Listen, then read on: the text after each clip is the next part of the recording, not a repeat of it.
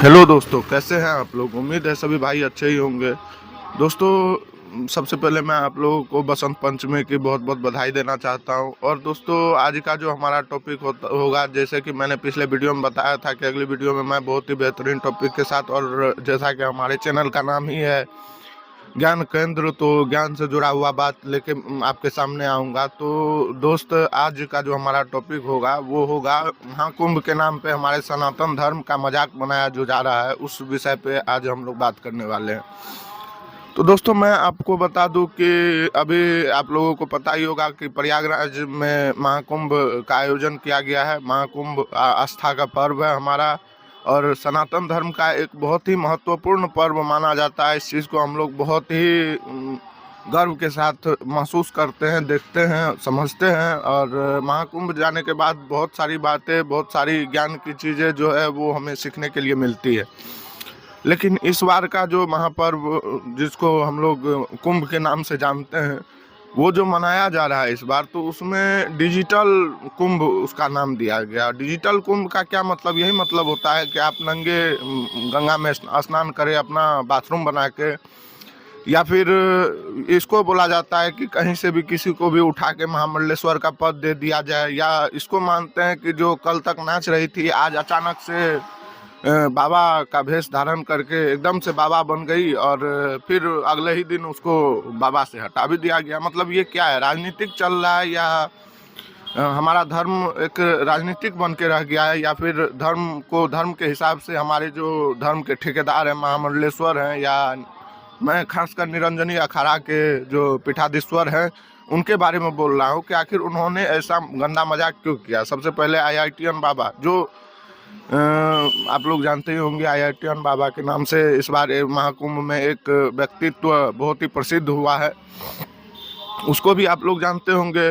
और एक जो लेडीज़ है, उनका नाम मैं नहीं लेना, लेडीज़ दो है जिन दोनों का नाम मैं नहीं लूँगा, क्योंकि मेरे हिसाब से ना वो एक्ट्रेस हैं, ना वो साध्वी हैं, और ना ही किसी भी प्रकार का मैं उनको व्यक्तित्व से संबोधित करना चाहूँगा, क्योंकि मैं इन दोनों से ही बहुत ही ज़्यादा नफरत करता हूँ, क्योंकि इन्होंने हमारे सनातन धर्म का मजाक बनाने में कहीं कसर नहीं छोड़ा है। हालांकि आज बहुत ज़्यादा प्रसिद्ध वो हो गई है, लेकिन उनका ये जो, मैं इस चीज़ का आपको गारंटी देता हूँ, आज हो, कल हो, परसों हो, आप खुद देख लीजिएगा, उनका ऐसा दुर्दशा होगा जैसा दुर्दशा उन्होंने अपने जीवन में कभी सोचा विचार भी नहीं किया होगा। तो दोस्तों, मैं आपको बता दूं कि एक जो मैं बोल रहा था कि महामंडलेश्वर के पद से उस एक्ट्रेस को संबोधित किया गया, महामंडलेश्वर का पद उनको ग्रहण करवाया गया। तो मैं ये जानना चाहता हूँ कि आखिर उन्होंने शिक्षा और दीक्षा कब ग्रहण किया कि उनको सीधे डायरेक्टली महामंडलेश्वर बना दिया गया? क्योंकि जहाँ तक मेरी जानकारी है, मेरी ही नहीं बल्कि मैंने उनके बारे में बहुत सारा रिसर्च किया है, YouTube, Facebook, WhatsApp, Twitter, Instagram पे। तो मुझे मुझे पता चला कि आज से लगभग 4 साल से वो जैसे इस दुनिया से गायब ही थी। गायब नहीं थी, बल्कि हमको तो ऐसा प्रतीत होता है कि वो पाकिस्तान में थी, और पाकिस्तान का ही साजिश है कि उसको हमारे सनातन धर्म में भेज के गंदगी फैलाने का उसको चांस दिया गया है। तो मैं आपको बता दूं कि उनका जो संबंध है वो लगभग 11 सालों तक लगातार डी ग्रुप, जिसको दाऊद इब्राहिम ऑपरेट करते हैं, उनके साथ उनको जोड़ा गया। जोड़ा ही नहीं गया, बल्कि उनके साथ जो वो एक्ट्रेस है उसका नाजायज संबंध भी है दाऊद इब्राहिम के साथ। तो आप समझ सकते हैं कि वो कितनी बड़ी साध्वी बन सकती है, हमारे सनातन धर्म को कितना आगे वो लेके जा सकती है। हालांकि मैं एक और बात आपको बता दूं कि कोई कुछ भी हो, फर्क नहीं पड़ता है, जब वो इस धर्म को ग्रहण करने आती है और सात्विक मन से सही विचार के साथ इस धर्म को ग्रहण करती है, तो हमारे सनातन धर्म में वसुदेव कुटुंबकम के नाम से जाना जाता है, बताया जाता है, हम लोग सुने हैं कि हमारे सनातन धर्म का सबसे पहला श्लोक ही है वसुधैव कुटुंबकम।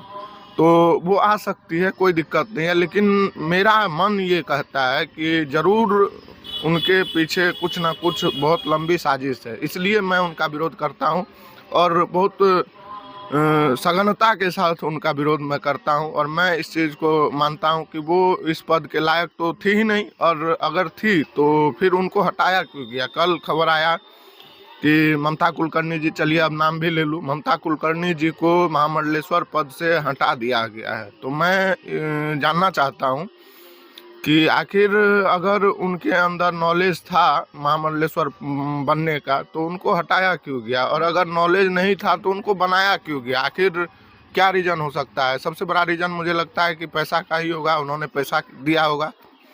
तो क्या हमारे सनातन धर्म की जो पद है, पद की जो गरिमा है, उनको अब पैसों से तोला जा रहा है?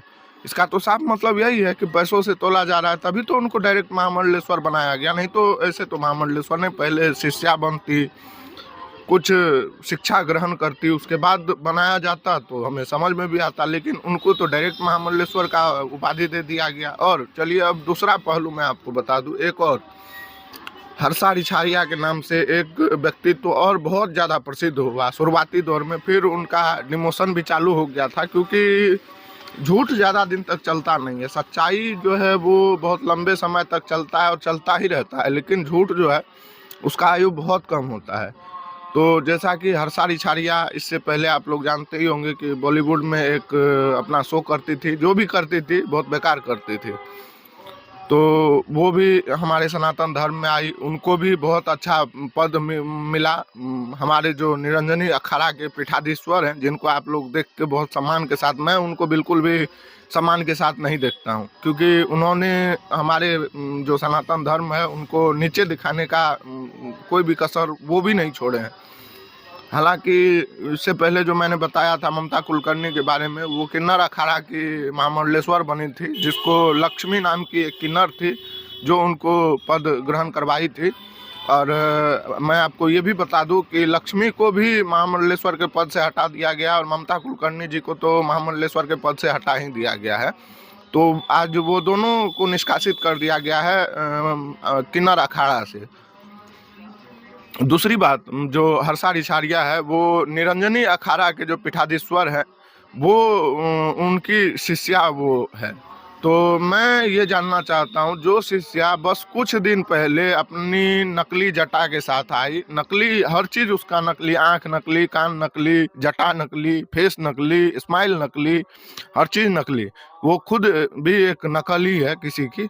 जो आप लोग समझ ही गए होंगे कि मैं क्या कहना चाहता हूँ, वो किसकी नकल दिखती है वो तो आप लोग समझ ही गए होंगे। अगर नहीं समझे तो फिर आप कलकत्ता चल जाइए, कलकत्ता में आपको जगह जगह पे उनकी जैसी मिल जाएगी देखने के लिए। तो उनकी नकल ही है वो, मैं उनको यही मानता हूँ। और आज जब वो फेमस हो गई है तो हम लोग को ज्ञान बांटती है। ज्ञान, अरे तुम क्या ज्ञान बांटोगी? तुम्हारे अंदर खुद ज्ञान है इस चीज़ का कि तुम क्या कर रही हो, फेमस होने के लिए कितना नीचे तक अपने धर्म को बदनाम कर रही हो।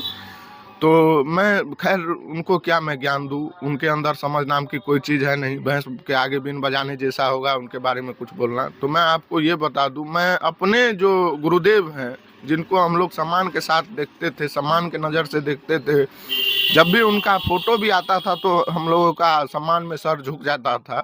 आज वो क्या कर रहे हैं? उनको मान लीजिए अगर शिष्या हैं तो उनके अखाड़ा में तो बहुत सारी शिष्या होंगी, वो और किसी को तो अपने बगल में नहीं बैठाए। लेकिन उस लड़की में ऐसा क्या था कि उनको अपने बगल में बैठा के, जैसा कि आप लोग देख रहे होंगे अभी, अपने साथ गंगा जल लेने के लिए, मान लीजिए ऐसा कहाँ होता है? ये तो सरासर बेवकूफ़ी हम इसको मानते हैं। और जो बाबा, जो सन्यासी बेवकूफ़ी करे वो कभी सन्यासी नहीं हो सकता। इसलिए मैं निरंजनी अखाड़ा पे भी सीधा सीधा सवाल पूछता हूँ कि आखिर हमारे सनातन धर्म को आप लोग क्यों बदनाम करने पे तुले हुए हैं?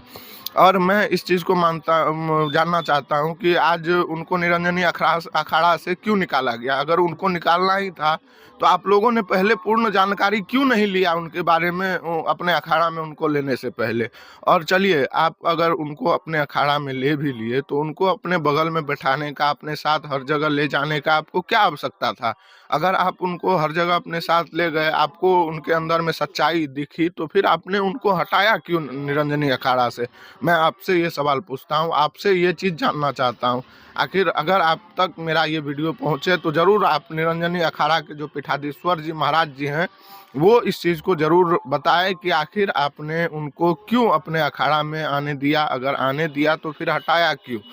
तो आप लोग इस वीडियो को ज़्यादा से ज़्यादा फैलाने का कोशिश कीजिए ताकि उन तक पहुंचे हमारा भी ये वीडियो, और उनको अगर सही लगे तो वो इस बात पे टिप्पणी करके अपना बात दे सकते हैं। उन्होंने गलती किया है, अगर उन्होंने गलती किया है तो सवाल पूछना तो जायज़ है। आखिर भारत देश है, भारत देश में सवाल पूछने का हक सबको है और अपनी बात रखने का हक सबको है। मुझे भी है, मैं भी अपना बात रख रहा हूँ क्योंकि मैं भी एक सनातनी हूँ और मुझे अच्छा नहीं लगा जो आज कुंभ में हो रहा है डिजिटल के नाम से। है आज का डिजिटल जो फेमस होता है वो रातों रात नीचे भी गिर जाता है। तो मैं इसके माध्यम से बहुत सारे लोग जो नए नए सोशल मीडिया के इन्फ्लुएंसर हैं वो भी कहीं कसर नहीं छोड़ रहे हैं हमारे सनातन धर्म का मजाक बनाने में।